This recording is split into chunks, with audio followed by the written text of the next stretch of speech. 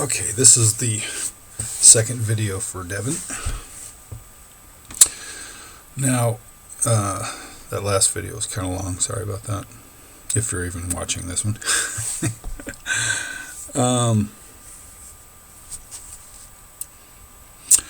You know what I didn't add to that video is that my brother did give me a few things in my life, and if I was going to name something that I really wanted to honor him for, and I had planned to sing a song in his honor when I come out there to commemorate this thing. The gift of music. Now, my brother is the one who was my musical hero as a child. Let's see, we left Sacramento in 73 and moved to fucking Purgatory, aka Clarksdale, Mississippi, the butthole of America. But anyway,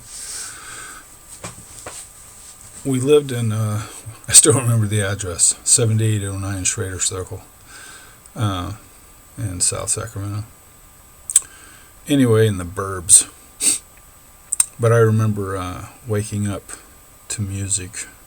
Me and my brother slept in the same room when we were kids.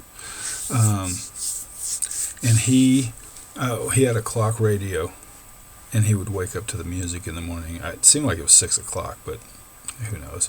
I was a little kid. And one of the songs that made that impression on me was When Will I See You Again? When Will Our Hearts Be Together? By the 3 Degrees. I don't know. I don't remember the name of the song. It's probably one of those lines I just sang. But that music of the 70s, early 70s, just made such an impression on me. And my brother was always playing that guitar, and I just was so intrigued by it. And he gave me my first guitar, and it was no time flat. I wrote my first song, and it was a real simplistic song. I mean, it was just so simple. I remember a little bit of it, but I really don't remember how the song went. But he started me on this journey that, he started me on that when I was 8.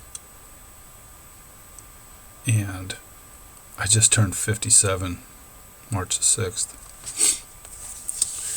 And I'm still playing the guitar, still writing songs, still singing. I have a recording studio. I lose count of how many guitars I have now. I have 2 acoustics, and I got like 7 electric guitars for some stupid reason.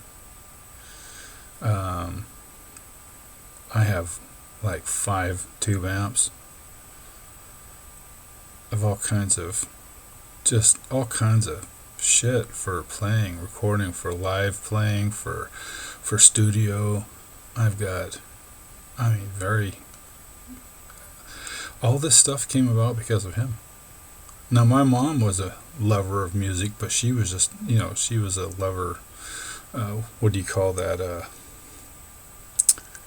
someone that is an appreciator of a given thing. My mother, music, she would play Boston or Kansas or Bob Seger or whatever, just endlessly. We'd go on trips. We're always traveling across the country for some reason. And she'd put that 8-track in there and just blare that thing in the middle of the night, just over and over and over and over. You'd think she'd get sick of it, but as an adult now, I fully understand, man. You get a song that's that good, and it's just almost impossible to get tired of it, because it's so wonderful, because what it wells up inside of you and stuff like that. But anyway, my brother set me on the path to something that has been probably my closest companion. My wife has always been, I've been with my wife for 36 years now, and she's my best friend and my confidant and everything else, but my music was even before her. And my brother is the one who, I don't want to say he gave it to me, he set me on the path.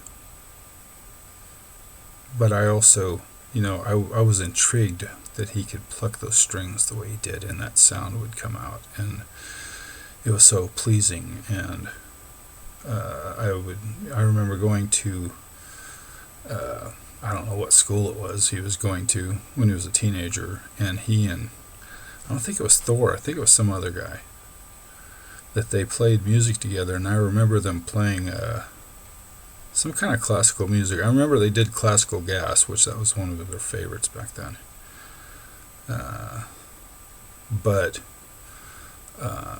still one of my favorites. But he set me on that path. And if there was anything that I would like to honor him for, I would like to honor him for that. Because that music has been my best friend for so long that it's hard to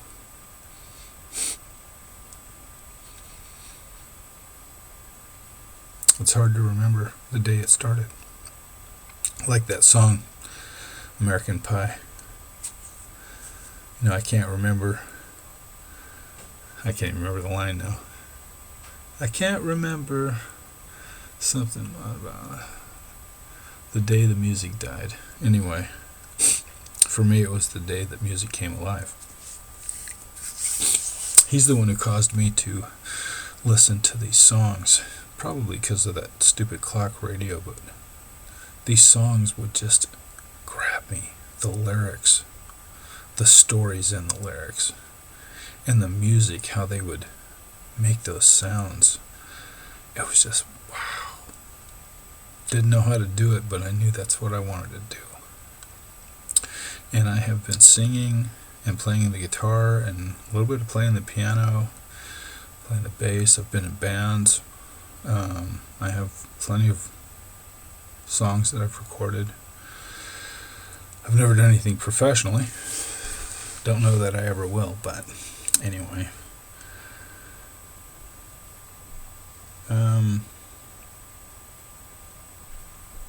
My brother never really taught me anything about automotive because he wasn't very good at anything like that.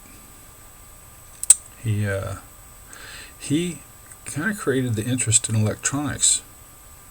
And I'm not an electronics whiz or anything, but I have, my electronics station set up here, and I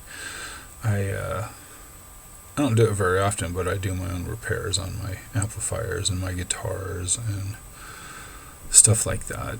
I have a full woodworking shop after my father. And I was kind of shocked that my brother was so illiterate in the world of electronics, because I always had it in my head that he had pursued that in some way. And when we started talking in 2016, it didn't take very long, we kind of got on that subject, and he was just lost. And I was like, wow, I always thought you kind of knew all that. And I guess because he worked at Radio Shack, I guess I thought that meant I don't know. But anyway, but I've always attributed my electronics to him somehow, but apparently that was a misnomer there. Anyway, but everything musically, I wholeheartedly attribute that to my brother. He is the one who started me on that path. And when we were talking over the last couple of years, I kind of got the impression I'd share songs that I was recording. I even wrote a couple of songs while, between 2016 and 2018 when we were talking, and I recorded them and I sent them to him, and I almost had this idea that he was, I don't know if it was jealousy or if he just kind of fed this inferiority thing, because he tried to downplay music, the kind that I do, because mine have my songs have lyrics, and he kind of conveyed the message that he saw that as polluting the song by having lyrics, and I'm like, yeah, but how do you name a song that doesn't have lyrics? You can call it anything and it's meaningless. It's just a tune. But of course I didn't say that to him because that would have offended him.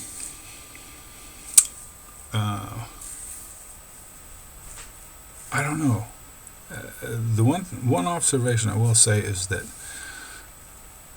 and I never said this to him because it would have offended him, but it was kind of like his playing went down over the years, because when he was younger he played this music that was so complicated, or maybe it just seemed complicated because I didn't have an understanding of music, but there's things I remember when I was in my 20s and stuff, and I'd hear him play, and it was real, I don't know, it was kind of complex, and it was really good.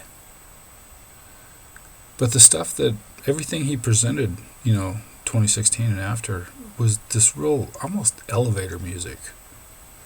This real solemn, play this and, get your vibration down to equal with the, the harmonics of our planet as it rotates around the sun, kind of thing. And I wanted to ask him, dude, what's up with that? But I knew it would offend him, and I was like, I'm not gonna fucking do that. Fuck. I'm not gonna do anything that would remotely cause him to fucking be offended, because God knows that would be the end of the fucking world. But anyway, I had this idea, and again, I didn't say it, I just kind of thought it. I had this idea that he felt like I had surpassed him in music or something, and it's like, I did tell him one day, I said, dude, because something came up, something he said, and I said, dude, I just play different music than you, I just have a different style, that's all. I'm not, we can't compete, if that's what you're thinking, because you play vastly different music than I do. Your style is totally different from mine. And that's okay, because that's your style. I mean, my native style of music is not what I generally play, because I've progressed from where I began exploring these other areas, but my native music is still, ballads and, folk music and stuff like that. That's my native stuff. And I love it, and every once in a while I'll write another song in that style, because that's my native style. So, but anyway, I'm getting kind of off subject here. I just wanted to say that, for that, I honor my brother 100% with everything that's in me.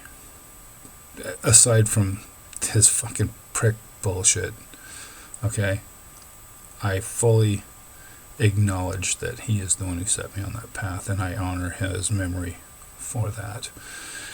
And truthfully, I will probably end up writing a song to commemorate that somehow, and if you like, I will be glad to forward you a link. In fact, I'll send you a link for any music that I have if you're interested in hearing it.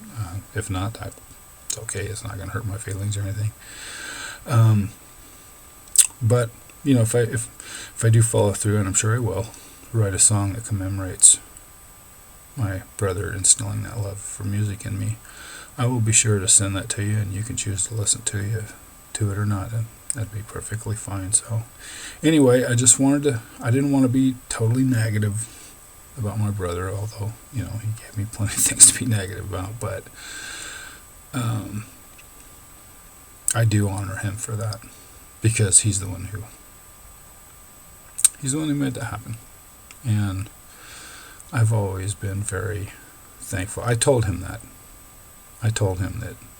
I acknowledged that he started me on that path, and that it was because of him that I had ended up at the place, at my level of ability right now, no matter how good or bad any other person sees it. He brought that about. So anyway, I just wanted to throw that in there. So thank you. If you made it this far, thank you for listening. If not, whatever. Anyway, have a good one. Bye.